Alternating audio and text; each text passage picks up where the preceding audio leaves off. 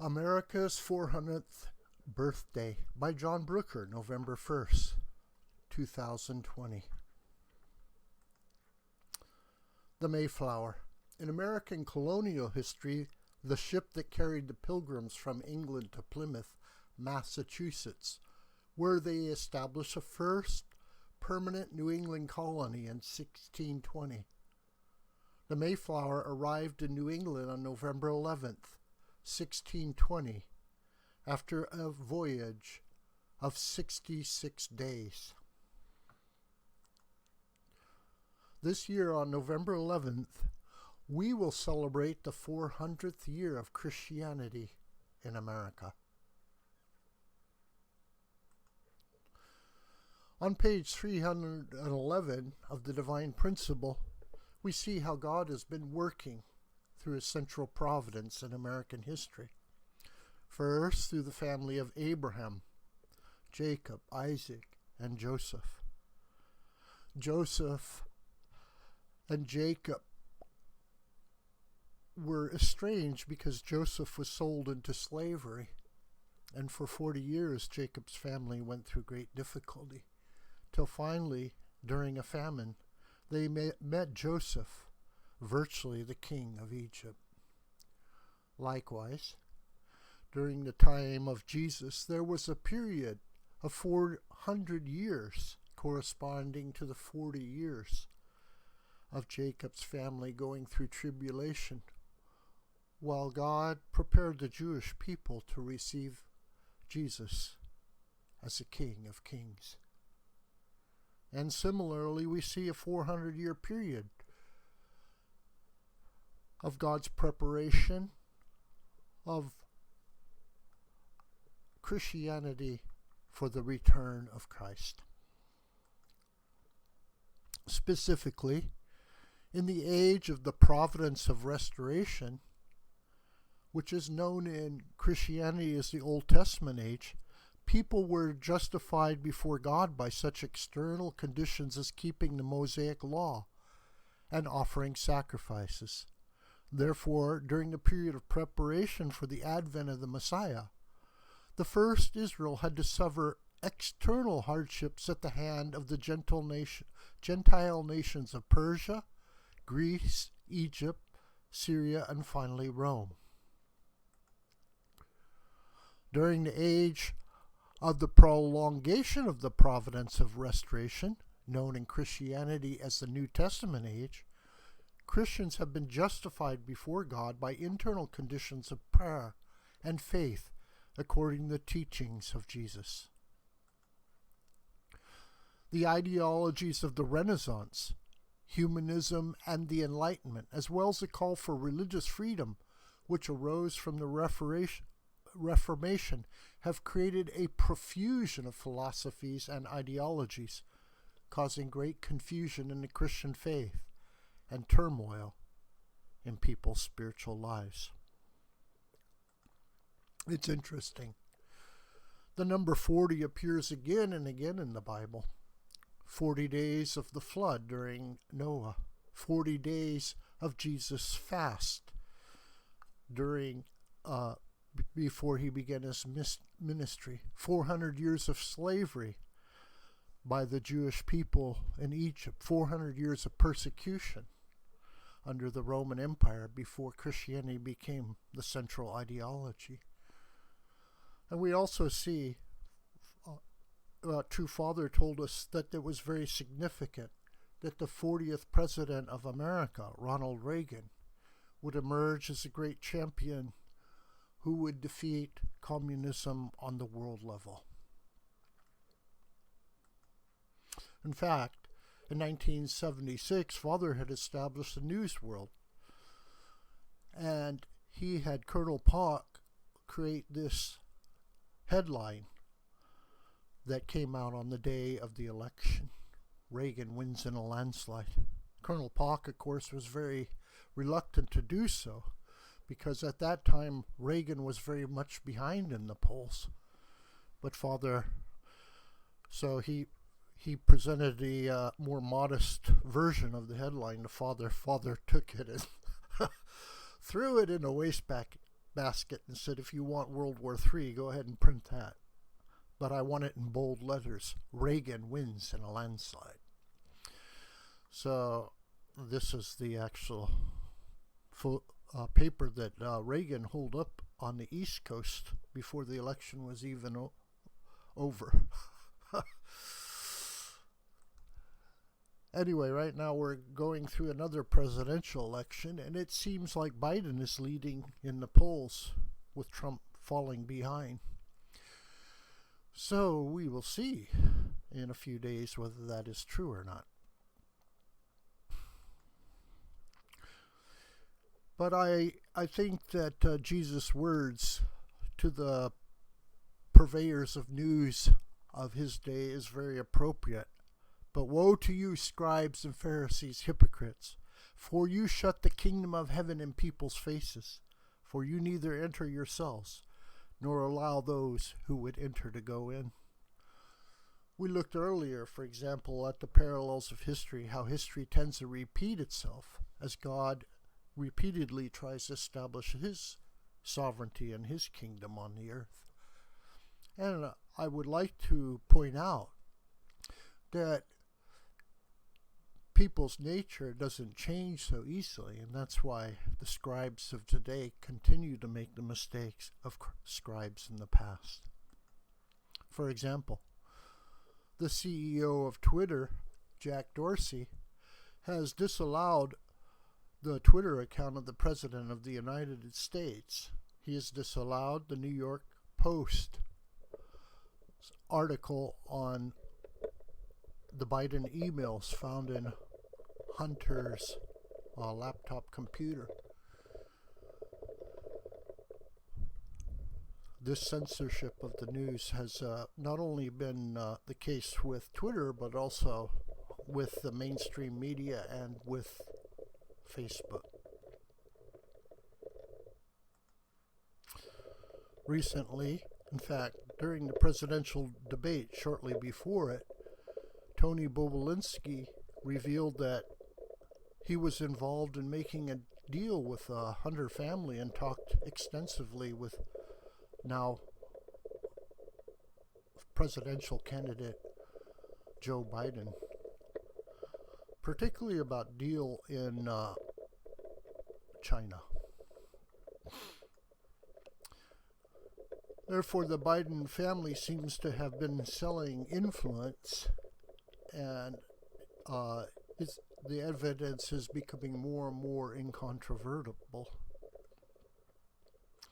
Similarly, we see in the last election that the Clintons had amassed a fortune, in this case, not directly to family and friends, but primarily through their foundation. The expert on these dealings by various politicians has been well documented by Pete Schweitzer's book, Secret Empires. And we also see so many violent protests going on, particularly where I live here in Portland, Oregon, but also in Chicago, New York, and many other cities run by Democratic mayors, that they are turning a blind eye to violence and along with the media, consider them peaceful protests. Between the Abbas and what goes on in Portland, the Magnificent Mile, there is, for the moment, nothing else but Trump standing in the breach.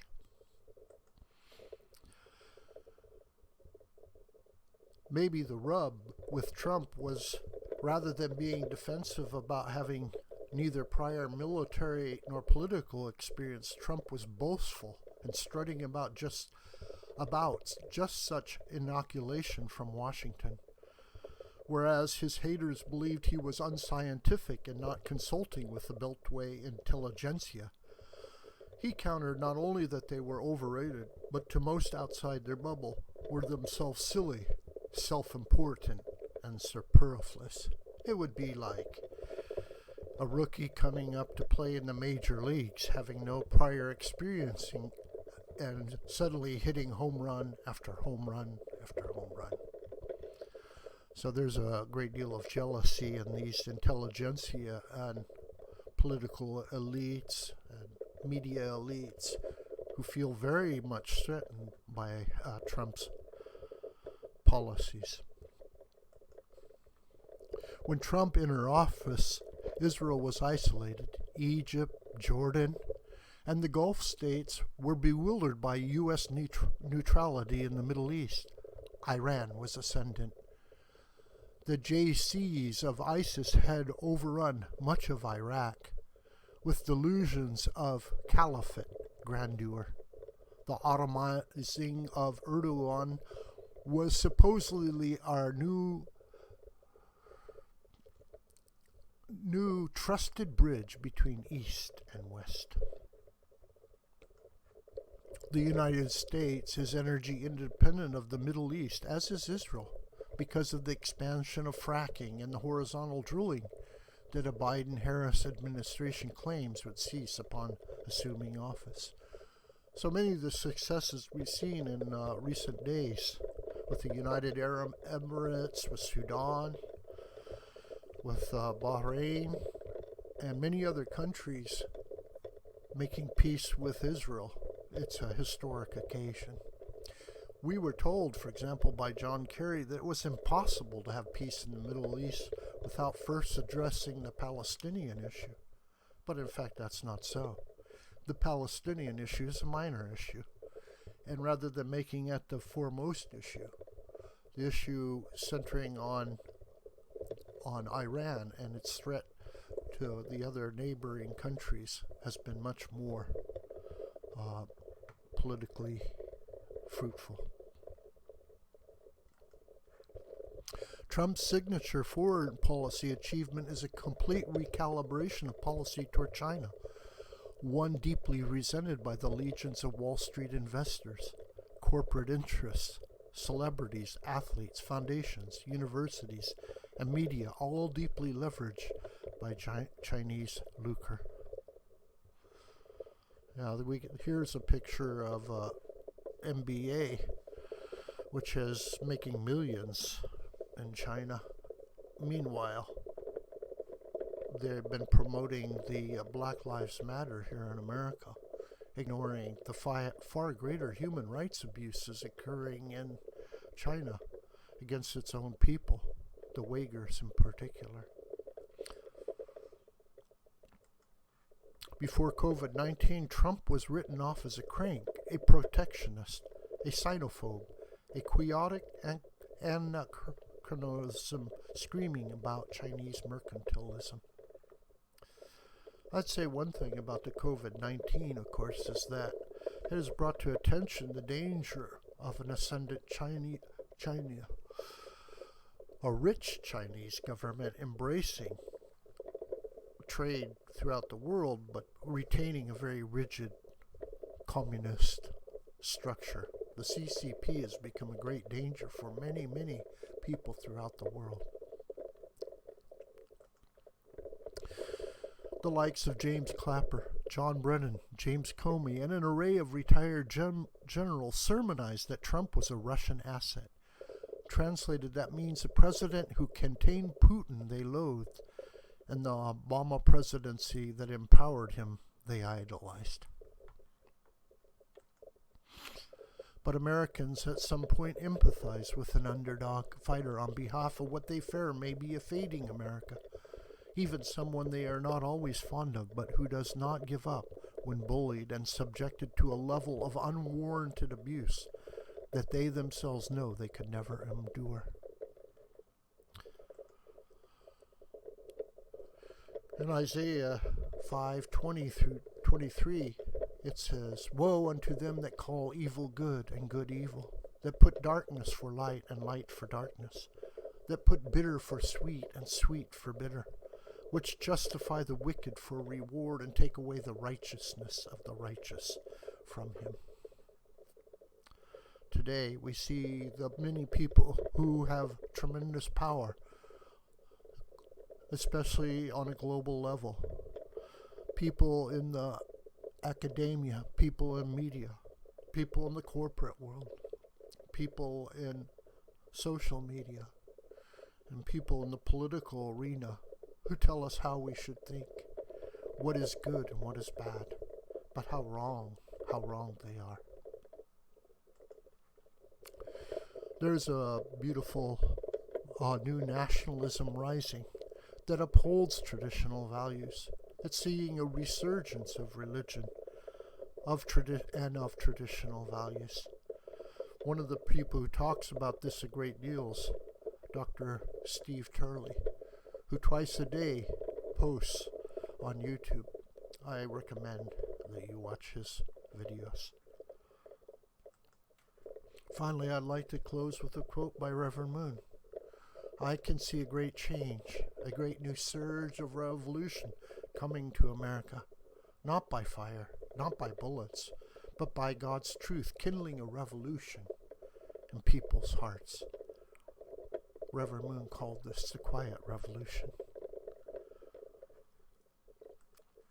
This video is a production of the School of the White Crane. Hi, my name is Jon Brooker. Please subscribe to this YouTube channel, and please share this video with family and friends and on social media. May God richly bless you, my beloved.